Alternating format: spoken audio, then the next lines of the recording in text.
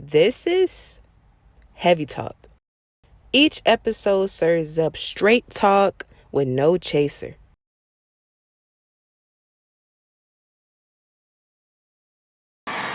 Taking back an HBCU national championship to the city with soul. From the highest of 7 hills to the summit of black college football, the FAMU Rattlers are HBCU national champions. There's been a recent uptick in NFL stars who have expressed interest in coaching at HBCUs. From Eddie George to Ed Reed, Michael Vick, and DeSean Jackson. In this video, we'll be discussing what we call the Prime Effect, which is the new wave of former NFL players who have expressed interest in and decided to coach at HBCUs. To start, let's head to Jackson, Mississippi, where the story begins. In 2022, Deion Prime Sanders was announced as the head coach of Jackson State University, an HBCU located in Jackson, Mississippi. It's my honor to introduce the best player to wear number 21, our 21st head football coach, the legendary Deion Coach Prime Sanders.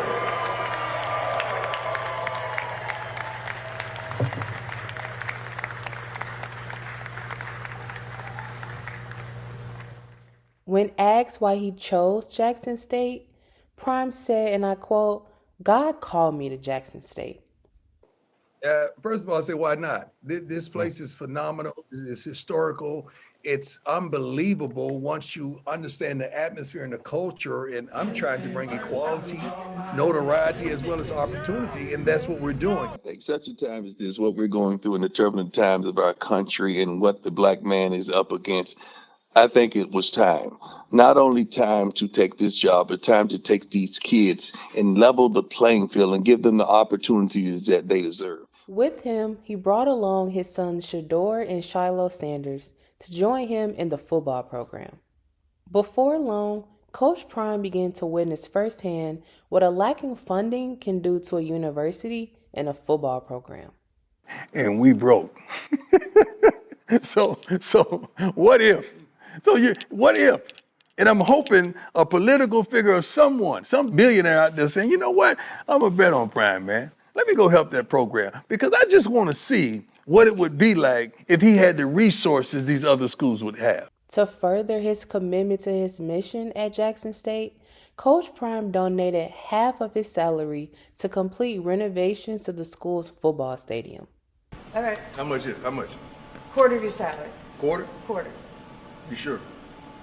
What do you think? Is that enough? A little more than that. A little more? I put more than that on it. I put more than that on it to get this done for these kids. Now you got me hyped, man. Let's go. I'll put more than that on it.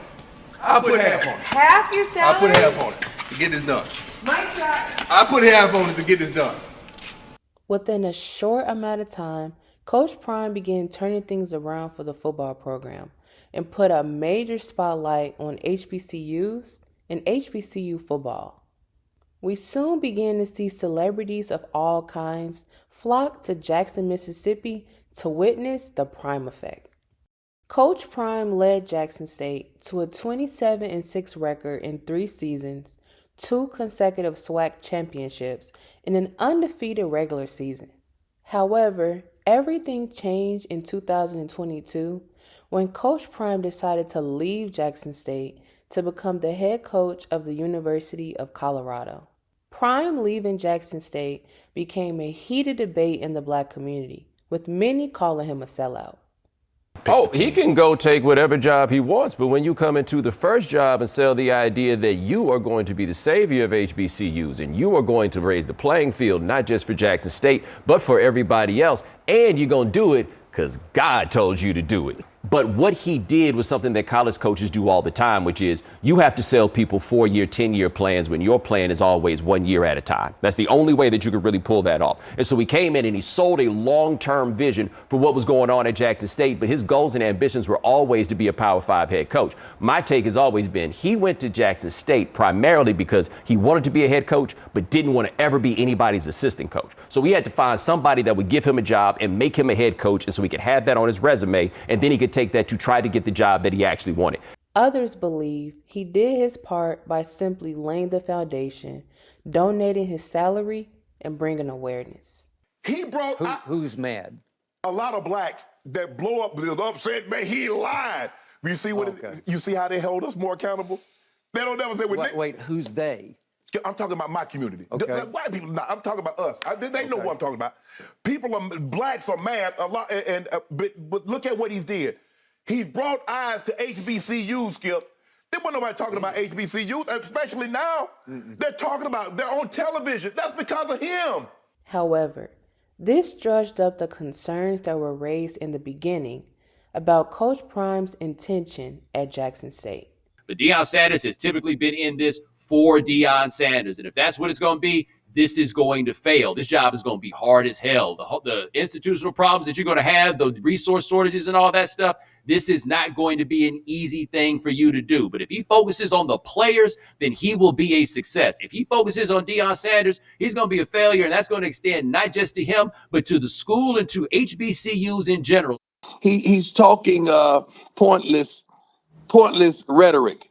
Why else would I do this? I'm not in it for me. I live on 150 and a mule, and I'm perfectly happy and at peace with my life. This is a God's calling. God called me from Dallas, Texas to Jackson, Mississippi to provoke change. This situation highlighted the uphill battle that HBCUs face, the lack of respect and validity that people give to HBCUs and HBCU athletics. When Shannon Sharp, who applauded Prime's decision, said if his grades were better, he would have chosen an HBCU, it rubbed many the wrong way. And with a platform like his, it didn't go well for the conversation around HBCUs at that time. Comments made by Ryan Clark seemed to echo more of that same rhetoric when tweeting about Shadour's first primetime game with Colorado. Many criticized these remarks, feeling he was discounting HBCU football in Shadour's time at Jackson State. Ryan Clark doubled down on these remarks. For better or for worse, Coach Prime laid the blueprint and brought attention to HBCUs. Shortly after Coach Prime became the head coach of Jackson State, other NFL legends began to seriously consider coaching at HBCUs. The Prime effect officially started in 2021 with Eddie George. For this part, we have to go to Nashville, Tennessee, to visit Tennessee State University. In 2021, former Heisman winner Eddie George, the husband of SWV's Taj, became the head coach at HBCU Tennessee State University. Eddie George acknowledged the Prime effect as one of the reasons why he decided to get into coaching, particularly at a HBCU. Coach, I see what Deion has done down at Jackson State, the energy that he created. Looked at what Deion was able to do down in Jackson State, the energy that he provided, the resources immediately to HBCUs. And Eddie called me several weeks ago talking about the different possibilities, and I was ecstatic. And I told him, I'm here if you need me in any capacity. And we spoke again at length yesterday. I'm happy for the kids that he's going to be able to touch. I'm happy for the finances that he's going to be able to secure and raise and prayerfully take this to the next level for HBU football in general. This is a phenomenal move. George became head coach of TSU's football program when the university was under dire financial turmoil.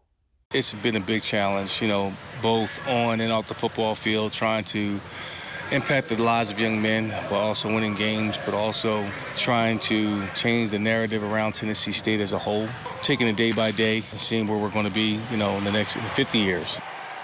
Before taking a job at Bowling Green University in 2025, Eddie George took TSU to his first football championship subdivision playoff spot since 2013 and finished with a 9-3 record in 2024. The financial struggles that TSU continue to face may be a contributing factor why Eddie George decided to leave. But Eddie George's success at TSU will have an impact for years to come. The prime effect took a negative turn in 2023 with Ed Reed's debacle at Bethune-Cookman University. Let's head to Daytona Beach, Florida to dive into the controversy. In 2023, football great Ed Reed was announced as the head coach and principal of Bethune-Cookman University, a HBCU located in Florida. Bethune-Cookman's hiring of Ed Reed follows the blueprint of Jackson State University's acquisition of fellow Hall of Famer Deion Sanders. Before being under contract, Ed Reed went down to the university and found himself in a lot of backlash. I've been mutting and showing shit. I chose not to, but now I'm out here walking with the football team, picking up trash. But I'm mutting us. Man, get out of here, man. I should leave. I'm not even under contract doing this. I'm mutting us? Man, get out of here, man. They mutt me. These motherfuckers ain't even clean my goddamn office when I got here. I'm mutting y'all? Get your ass, man. Come on, man. Come on, man. All this shit here was trash in front of me. Who you think got this shit cleared out? That building right there got trash in it. It's fucking trash. What are you talking about? I need no goddamn donors to come out and help out, because people just want money. That's why I don't fuck with social network. Fuck out of here, man. It's worth noting that Bethune-Cookman sustained a lot of damage as a result of 2 hurricanes during this time. Class was back in session at UCF today, but for other universities like Bethune-Cookman and Daytona, they have not even set a date for returning. Flooding and severe winds from Ian left significant damage to much of the campus, including some historic buildings. After the backlash, Ed Reed apologized for his comments. A few moments later. Former NFL star and Miami legend Ed Reed, who was hired by Bethune-Cookman, is now out as their head coach. Reed announced the news in a Twitter post from his foundation this weekend, and he explained how a breakdown happened between himself and the Bethune-Cookman administration. Viral videos show Reed passionately relaying the news on campus. We've been around here trying to change things, and we have, and this has changed quickly. My vision for change is probably moving too fast for a lot of people. I'm not withdrawing my name, as they saying. They don't want me here. They do not want me here because I tell the truth. While Ed Reed didn't have the support of some criticizing his professionalism, he had the support of Bethune-Cookman students who staged protests on campus. Hundreds of students held a protest on the campus of Bethune-Cookman University in Daytona Beach today. Those students are upset that the university ended contract negotiations with prospective head football coach and former NFL great Ed Reed. He also had the support of the football players. Coach Reed in 3 weeks has essentially done more than this entire administration and other program leads, like other head coaching staffs and whatnot. He's done more in 3 weeks than they have in of the past 5 years. Ed Reed went on Roland Martin's show to further speak about what happened and to express his disappointment at Bethune's decision. I'm not trying to bash the school. We were picking up trash when I was screen recorded. I didn't post that. Somebody screen recorded me and put that out there because they said I was mutting the school. I'm not mutting the school. We're picking up trash. At the time, you telling me I'm mutting the school. I'm on the ground grabbing trash from under trees behind bushes because my football team was acting too cute. Months later, in hindsight, Ed Reed seemed to admit that his approach may have been too much. All I can answer for is for me, right? And what I've known, what I've seen, and what I've been through. First off, me. I didn't help the situation. I didn't help it by my reaction to... Your reaction was a natural reaction. It was, but... And it, whatever, it's social media days, whatever. We ain't grew up in that shit. Right. People scream, whatever. They screen recorded. And that's what it was. It wasn't like I posted shit, but I did say it. Like I meant that. Like it's the truth. Like I got the tape. After the Ed Reed debacle and the chaos and criticism that ensued, many became leery about bringing in former NFL players to coach at HBCUs. But then we witnessed something magical. The recent matchup between former NFL teammates DeSean Jackson and Michael Vick turned HBCU head coaches was a pivotal moment in HBCU football. But before we get into the epic matchup, let's talk about the new hirings. Starting at Norfolk, Virginia. In December of 2024, Michael Vick was announced as the head coach of Norfolk State University, an HBCU located in Norfolk, Virginia. All right, breaking news, college football. Michael Vick's been hired as the head coach at Norfolk State. That's an FCS school. During a Fox NFL kickoff show, Vick spoke on being the new coach. Bittersweet, but, when you got a chance to go, get an opportunity to go lead young men in your community, where I grew up, watching this team, and I wanted them to be assured that they wanted me as the head coach with no experience, but I got what it takes. I got all the right people around me, and I'm ready to embark on a new journey. Despite all the excitement surrounding his hiring, Vick has not had the best start to his coaching career. Norfolk has only won one game this season. This has forced Vick to make some tough decisions. Unlike Michael Vick, DeSean Jackson's team has jumped off to a good start. We're heading to Delaware. In December of 2024, DeSean Jackson became the football head coach of Delaware State University. All right, it's official now. A former Eagles great will soon be pacing the sideline at a local college. DeSean Jackson, formally introduced today as the head football coach at Delaware State University. Similar to Eddie George, he seemingly credits Prime for laying the groundwork at HBCUs. Coach Prime, man, I can't stress enough about how he's opened doors up for guys like myself. We talked about Michael Vick being in Norfolk. We played this year, so, just being able to learn from guys like him that's been in the HBCU when he was at Jackson State, now he at Colorado. Before Jackson's arrival, Delaware State had previously only had 2 wins in the last 2 years. This is a stepping stone for me. Obviously, I want to come there. They only won 2 games in the past 2 years. However, they've already eclipsed that this year. Their record is currently 6-3, their best start in nearly 20 years. The long-awaited matchup between former teammates turned HBCU head coaches finally happened on October 30th, 2025. More than 40,000 people were in attendance to witness this epic matchup, with Delaware State winning the game 27-20. Coach Prime, whom many credit with the influx of former NFL players becoming head coaches at HBCUs, tweeted about the powerful moment. This was the best Prime effect result we've seen in the last 5 years. Can this new trend of former NFL players becoming HBCU coaches have a revolutionary impact on HBCUs and the Black community? Now we're making it cool. We like cool things. We like trends. We like the fad.